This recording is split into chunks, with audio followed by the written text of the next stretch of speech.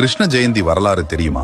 தேவகிக்கும் வசுதேவருக்கும் பிறக்க உள்ள 8வது குழந்தையால் தன் உயிருக்கு ஆபத்து ஏற்படும் என்று அறிந்த கம்சன் தன் தங்கையும் அவள் கணவனையும் சிறையில் அடைத்து வைத்து பிறந்த 7 குழந்தைகளையும் கொன்றான். 8வது குழந்தையை கொல்ல காத்திருந்த போது நள்ளிரவில் சிறைச்சாலையில் ஆவணி மாதம் கிருஷ்ணர் பிறந்தார். வசுதேவர் கிருஷ்ணரை ரகசியமாக கோகுலத்துக்கு கொண்டு சென்று வளர்ப்பு தாய் யசோதைக்கு ஒப்படைத்தார். யசோதையால் வளர்க்கப்பட்ட கண்ணன் பின்னர் மாமன் கம்சனை கொன்று துவாரகையில் அரசாட்சி செய்தார். மகாபாரத போரில் கண்ணன் பாண்டவர்களுக்கு உறுதுணையாக இருந்தார். போர்க்களத்தில் அர்ஜுனனுக்கு தேரோட்டியாக இருந்து அவர் வழங்கிய உபதேசமே புனித நூலான பகவத்கீதையாகும். சிறையில் நள்ளிரவில் அவதரித்த அந்த நாள் கிருஷ்ண ஜெயந்தி என்று அழைக்கப்படுகிறது. இந்த நாளில் வீட்டை சுத்தம் செய்து அரிசி மாவால் கோலம் போட்டு மாவிலை தோரணங்களால் அலங்கரிப்பது வழக்கம். வாசலில் இருந்து பூஜை அறை வரை அரிசி மாவால் குழந்தையின் கால் தடங்களை பதிப்பார்கள். கிருஷ்ணன் தனது பிஞ்சு பாதங்களை அடியடியாக வைத்து வீட்டுக்குள் தத்தி தத்தி நடந்து வருவதாக ஐதீகம் கூறுகிறது. அந்நாளில் விரதம் இருப்பதால் நல்ல பலன்கள் கிடைக்கும்.